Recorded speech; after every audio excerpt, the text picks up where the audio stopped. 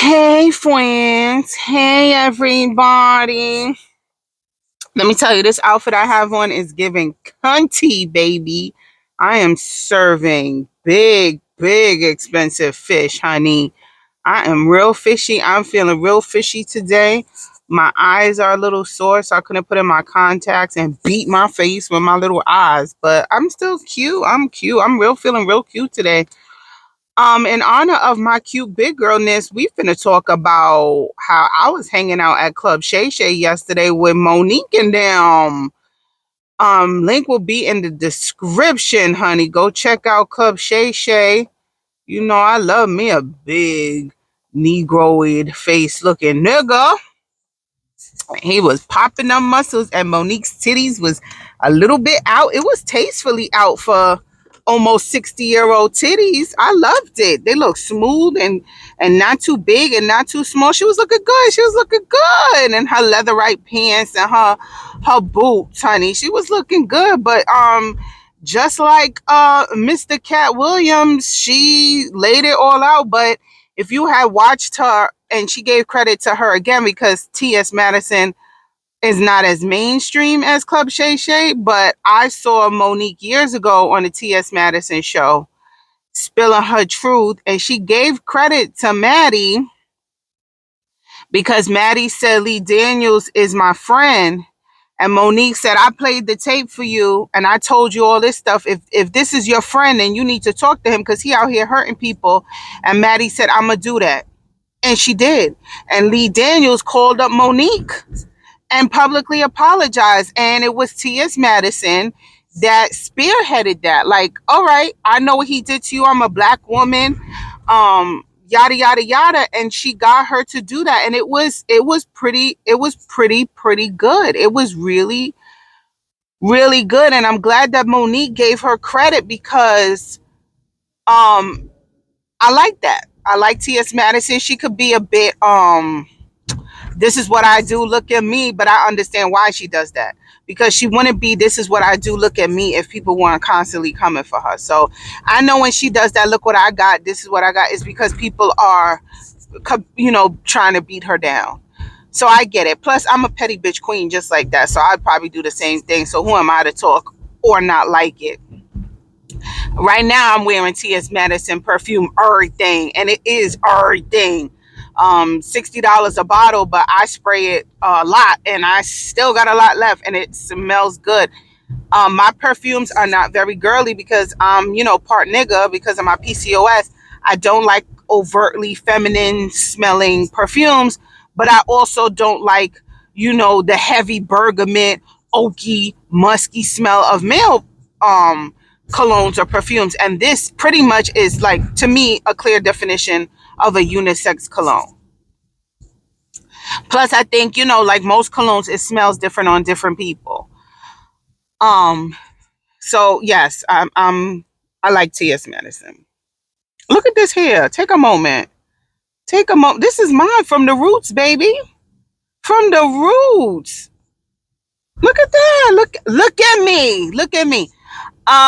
So yesterday's video. Oh, I'm gonna get back to Monique, but I forgot to say. But yesterday's video, I said I was gonna apply for a show, a commercial. So I did apply. I gave some generic selfies that I have and fixed them up with my Samsung phone and made them look like headshots.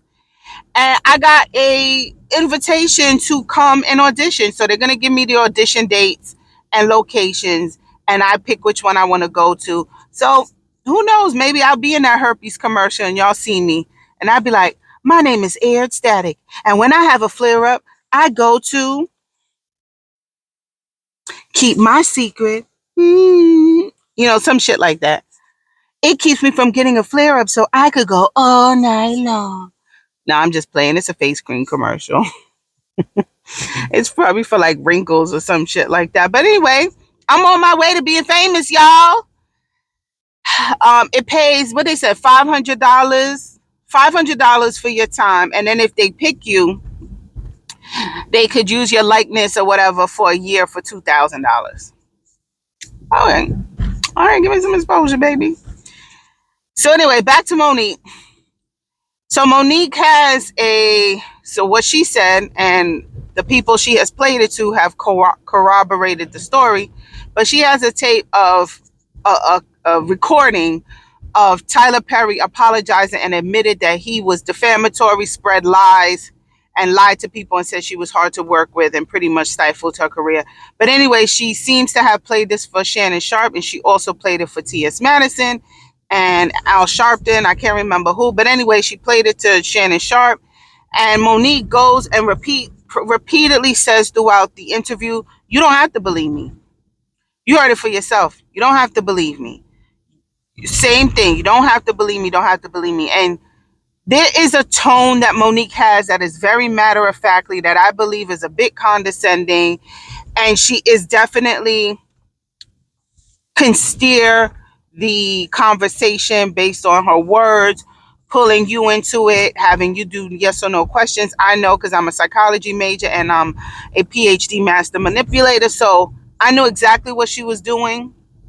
But I gave her a pass for that because she's not doing it without calling people, holding their feet to the fire, inviting them to come and talk to me. And apparently she has this receipt that what's his name? Shannon Sharpe heard. Right? So it's not I'm just going to talk to manipulate and guide the conversation. And then he says, will you talk to them? And she'd be like, nah, I got nothing to say to these people. Fuck them. No, it was, I'm saying these things. Shannon said, would you talk to them? And she said, absolutely. Let's come back on the show. Go on the show. Ask them. So I gave her a pass on. Oh, sorry, guys. I got an itch. I forgot the mic was here. I'm sorry, guy. Sorry. Delete. I gave her a pass on the way she was talking because she's not staring away or shying away from a confrontation. Like, bring it, I'm ready. And then she also made it very clear because he asked, well, what do you want from Tyler Perry? And she said a public apology and compensation. And she also says, like, you hurt my family, you hurt my family. I'm not hurt. I'm not hurt because I'm loved by a man and you took money away from my kids and my family and yada, yada, yada, and you hurt the community. No, she's definitely hurt. Because, yes, you're lying to the community. You're putting on a persona. Your character is trash. If you indeed did this to her. All of those might be true. But I don't believe when she says she's not hurt. And I'm going to tell you why. Because Monique is an entertainer, an artist, and a talent. And besides the fact that you took money away from her and her family, you also robbed her of fully developing into what I believe would have been a great talent and entertainer. And we as a community, yes, we did miss out. We missed out. But you also stifled her because she's almost 60. And she's been talking about this for 10 years, starting more than 10 years. So we missed out on late 40s, 50s of Monique. We missed out on that. And now she's damn near 60. And you can't do, as far as the energy and the vigor that you give in a performance when you damn near 60. No, you cannot. So we missed out on that talent because you wanted to be a petty Betty, Tyler and Oprah. So I think she's also personally hurt, but people don't. And she's saying that I'm not hurt personally because I'm loved by a man, but I get what she's saying.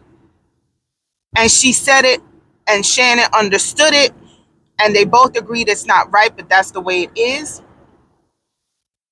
She's fat, black, loud, boisterous, and she tells the truth.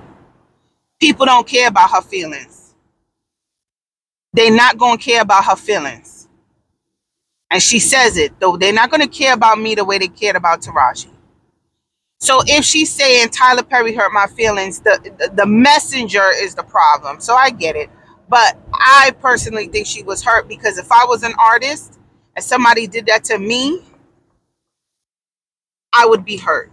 I'm a talent. I'm an artist. I'm a creative. And I wasn't able to be creative and get all of that out because you blackballed me and lied on me. All right, so moving on from that. have to admit, and she's right, I get squeamish when I hear about a black woman talk so much about a black man, where I feel she dims her light to big up this black man. And yes, she says it is a shame that people feel that way when a black woman talks about a black man, and she's right. But two things can be right at the same time. Yes, it could be a shame that we as a people are uncomfortable when a black woman bigs up a black man and putting herself down. I felt uncomfortable with the Simone Biles and her husband, Mr. Biles, aka Jonathan Owens. It made me feel some kind of way, and it also made me feel some kind of way when Monique talks about her third husband, Sydney, who I think she's been married to for 18 years. And let me tell you why. It's the same feeling that I have when a black man tells me he don't date black women because of insert what black women do here. Instead of just saying, I keep striking out with black women, I can't handle a black woman. But when they say they too loud, they too ghetto, they got too much attitude, da da da da da, I date white women because they're more submissive, that irks the fuck out of me. Because everybody's allowed to have their preference. But you could just say, I date white women because I like the way they treat me, I like the way they act. You could focus on what you like about white women without talking bad about black women. You date white women because of what white women do for you. Don't say, well, you can say whatever you want, but to me, don't say that you don't date black women because of what black women do. Just say you date white women because of what white women do. That's the same. And I think I'm using that logic to say Monique could talk about Sydney without saying that that man raised her, saying that that man taught her how to wash her vagina, say that she used to sit at the head of the table and she knew her place, and now her man sits at the head of the table. She could have bigged up her man without saying that man's her father. It's cringy. It's cringy, and it's given incestual. My daddy wasn't shit, so I replaced him with a man that I fuck. That's how it makes me feel. She could have just said, my man sits at the head of the table because I'm more comfortable with letting him lead, not that's my place. No, you have severe daddy issues where you want to feel like a little fucking girl. And she says that. Ask that little girl that da da da da da. You got the fucking Michael Jackson syndrome, honey. And I said it, and I will continue say it. People who were abused as children are stagnant in that age. Monique was molested as a child by her brother. And I found out that she was in the slow class. It makes sense. Monique is stagnant in the age of her abuse. I believe Monique carries on and acts like a 14-year-old. And I haven't done any research, but I think I heard the molestation happened around 13 or 14. I'm not sure. But she acts like a ninth grader. Not as far as like the way she speaks and all that is learned behavior. But the whole daddy thing, and he raised me, and her wanting to have an open relationship, and yada yada yada, that is juvenile. Everything else, like, I'm not talking about her suing to get the money she's owed. That's not relevant. Yes, if you owed me money, give me fucking money. If you told me you want to give me $50,000, give me $50,000. If I agree to it, if you lied on me and I was making $2 to $3 million a year, if you lied on me and I didn't work for 10 years because of your lies, I want 20 to $30 million. Yes, she's right about that. But that shit that she talk about with her husband, that's cringy. And I don't care. Oh, it's a shame when black women feel some type of way when another black woman is talking about a black man. No, we don't. It's the cringy part. It's the cringy part. Now, I can't talk for anybody else about, and yes, there are women that don't like when black women talk up about a black man. You could talk up about your man. You could call him your king. He's in charge of the family, but he raising me, and I didn't know how to wash my coochie before him, and he's daddy. No, that's cringy. That's cringy as fuck. And I don't care. It got nothing to do with a black man and a black woman. Girl, a man you fuck it is acting like your daddy is cringy, girl. It's cringy. I don't even play with the ooh daddy when I'm in relations. I don't even see that. That's cringy to me.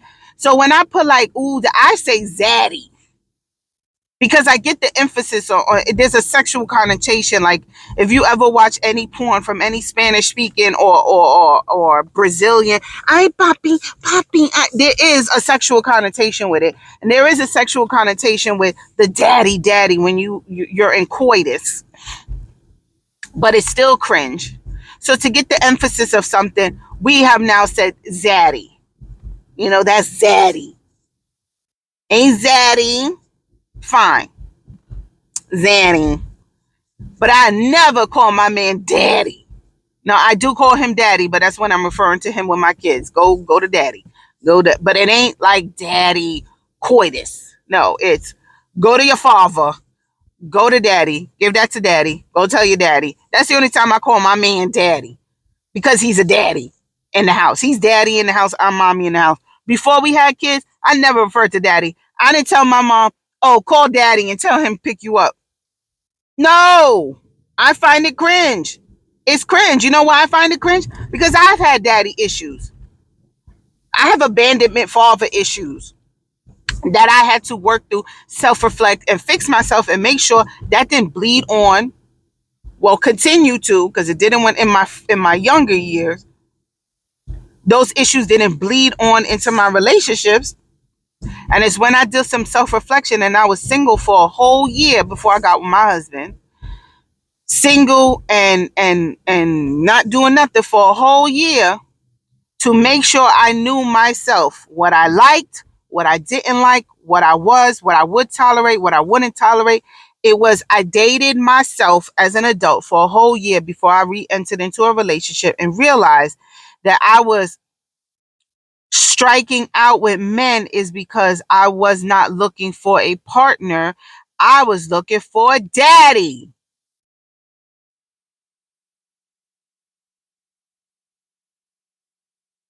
Or I was looking for a man who I knew would ultimately leave me. And being with a man that wouldn't leave me made me very uncomfortable because all I knew was men who leave women.